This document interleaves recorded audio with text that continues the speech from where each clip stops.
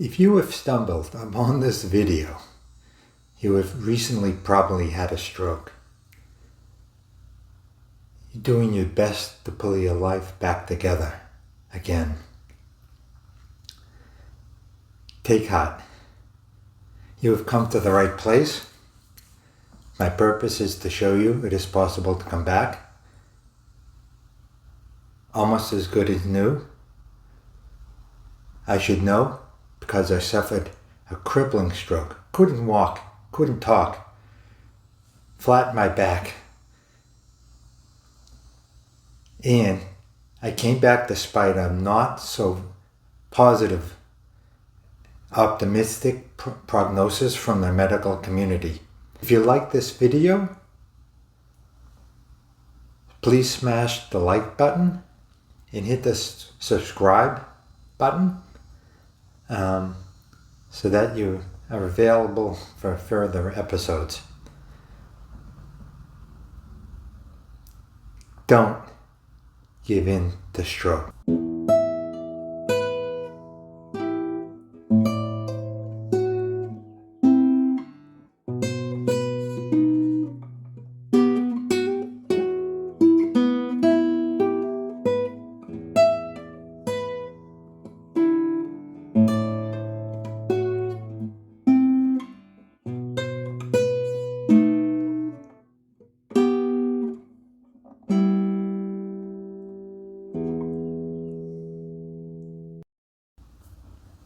You know, before I go any further, I wanted to address two issues.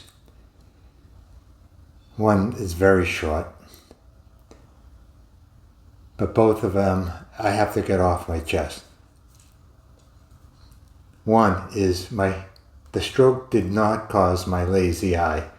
My left eye, maybe you noticed, is a wandering eye.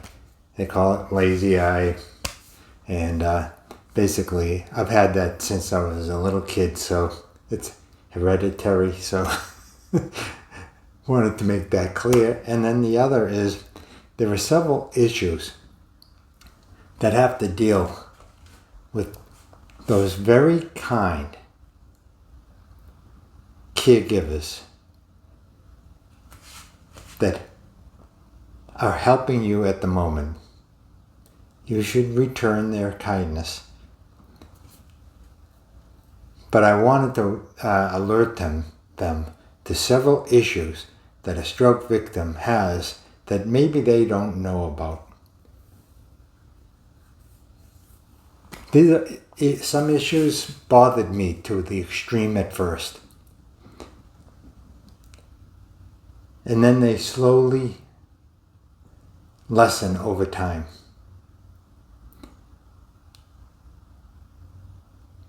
A stroke victim usually is not able to speak at first. He's like a frustrated captive, not able to speak in his own defense. A famous painting captures the feelings and emotional pain, the crushing pain, helplessness of the situation. It's basically a comment on the state of humanity, but more so, I find it appropriate for the stroke victim.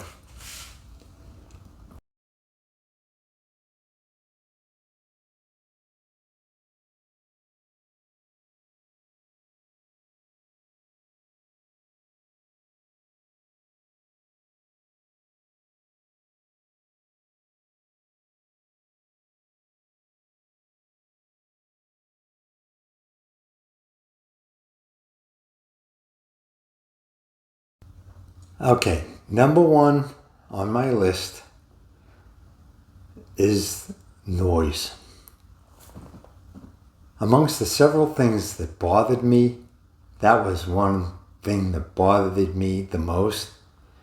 It felt like the person in the Minch painting, like, just be quiet. A stroke victim is trying to recover, and the sensibilities the confusion in their mind, the amount of the mind is all over the place, and you're trying to pull it back together and put it in some shape and form that's rational. And the noise is a total distraction that makes them unable to think. I remember when I was in Spalding Rehab, which is affiliated with Mass General, there was a group of Haitians working in the facility, and they came into my room daily just to chit-chat. Before the stroke, I would have found this terribly amusing. I would have tried to join in their conversation. I used to speak reasonably good French before my stroke. So this would be, fun for me. I wouldn't tell them I spoke French, and then at a certain point I would speak French to them and surprise them. Anyway. And I was no shrinking violet. I was one of 7 boys, and there's 1 girl in the family. And I'm definitely capable of standing up and speaking my piece. You had to in the old days. But anyway, but after a stroke, every noise is magnified in your mind and falls upon your consciousness like a wave of pain. They funneled through my room maybe 3 times a day and congregated there. And it adds to the confusion of the stroke victim's mind. So worry about noise. After the stroke victim has the stroke, then let him put his mind back together in peace and solitude.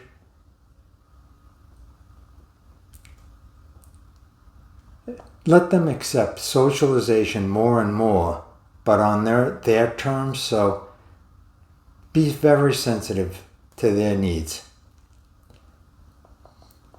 And alternatively, when the stroke victim tries to speak or starts to speak, often the people to whom you are communicating don't wait for you to find out what you want to say. And by the time you answer them, your opinion or what information you wanted to answer them for, or whether you wanted something, the conversation has already moved on. Basically, modern people especially, have very little patience. So that's very frustrating for the stroke victim. They're trying to improve their speech and make a point in the conversation, and they often feel like they're not being given a chance to speak, and people assume they know what they want, and then they do it. But be very sensitive to that. The second great issue is emotional hypersensitivity. You're emotionally hypersensitive to everything. You're very quick to laugh, but even more quick to cry. I never used to cry, but especially in that first 3 months, in my case, I used to cry like a baby. And didn't take much to turn it on. So be aware of the emotional sensitivity. Remember that the stroke victim is very quick to laugh and even quicker to cry or into anger. And these conditions ameliorate definitely after the first month. There's a declining sensitivity, but be very aware of that.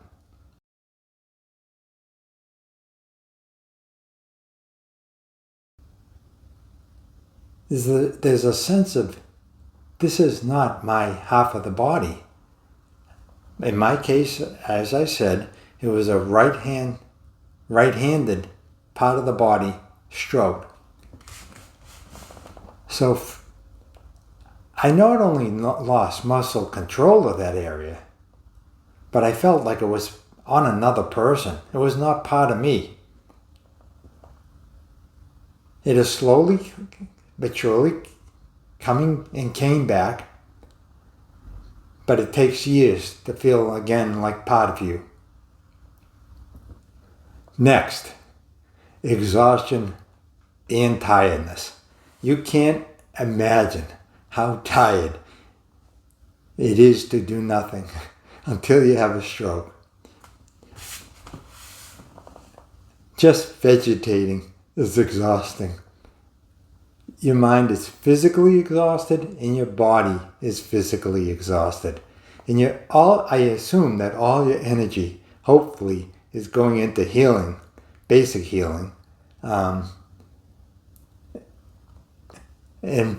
don't complain about the stroke victim, especially to his face or behind his back. For a long time, he's going to be exhausted, but hypersensitive. So leave him alone and let him get on. He'll get better. The next category is everything is in slow motion. The whole world is in slow motion. The world works slower for a stroke victim. They will speak slower. They will be slower to comprehend speech. So don't speak quickly to them. And slowly at first, until they slowly but surely progress to healing. And don't expect any rushing for a stroke victim. They'll speed up with time. The brain processing power just went down a lot. It went from, in terms of mobile phone speeds, from 6G suddenly slows down to minus 2G. But it'll get better with time. It takes a long time to establish even the old connections or even new connections between the body and the brain. Don't think what you did in the old days at a certain pace. Don't expect, especially immediately, to be able to operate at that pace. And don't let them do crazy things in the house. This leads to another category I wanted to address. The stroke victim has a total lack of perspective of their capabilities. Just as a side note, in my case, my reflexes when I started to drive again, were fully recovered. They were like the old days when I had the stroke, just within a month. But reflective thought takes more time.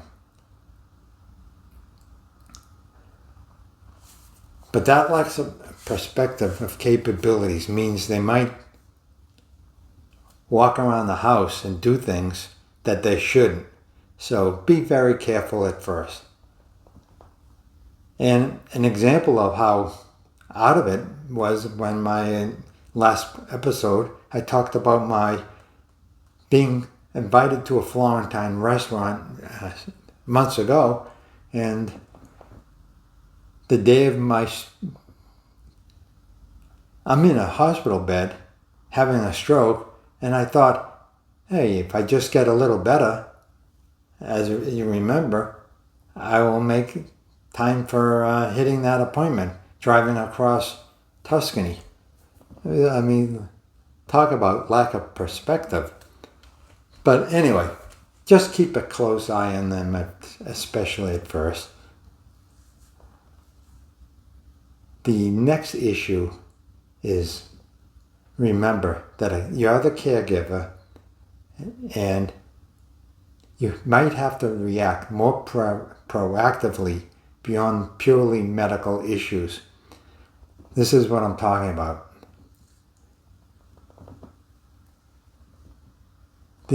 For instance, the insurance company, in my case,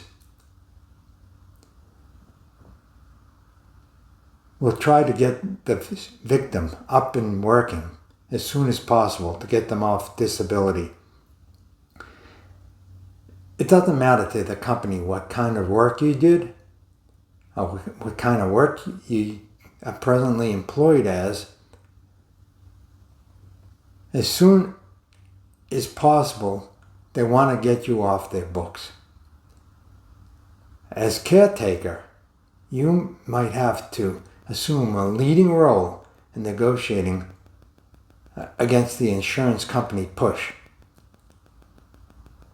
In my case, I was called regularly by my contact in the insurance company trying to get me back to work. When I had the stroke, I was a VP and general manager of a company. Now, at the time of my stroke, I could barely comprehend words, let alone utter them. And the person argued eventually in frustration with my wife, hey, but surely he could work as a security guard at a parking lot. Well, two things I wanted to say about that. I would not have the time and energy to both continue my therapies, because this was within the first 3 months of the stroke, to continue my therapies, well, maybe a little more than 3, 4, maybe 4. But anyway, I would not be able to continue my therapies emotionally and in terms of energy level, and then do this job as a security guard.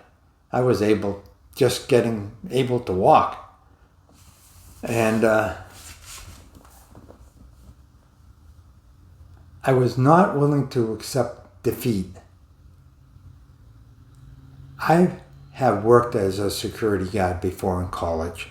It was not a matter of I was unable to accept a lower status. But for me, it would be a total defeat, a total destructive move emotionally if I gave up my therapy and then went to work as a security guard. Don't let them push you around. In fact, I went to work in my old job within 6 months. So just hold out for the best for the stroke victim. And then the last is diet. A stroke victim is home a lot, and the diet has to be controlled a lot. So don't let them gain weight. It is hard enough to maintain balance as an overweight person, as you know. So don't let them put on pounds. They want them to improve their physical fitness and stamina, not make it worse.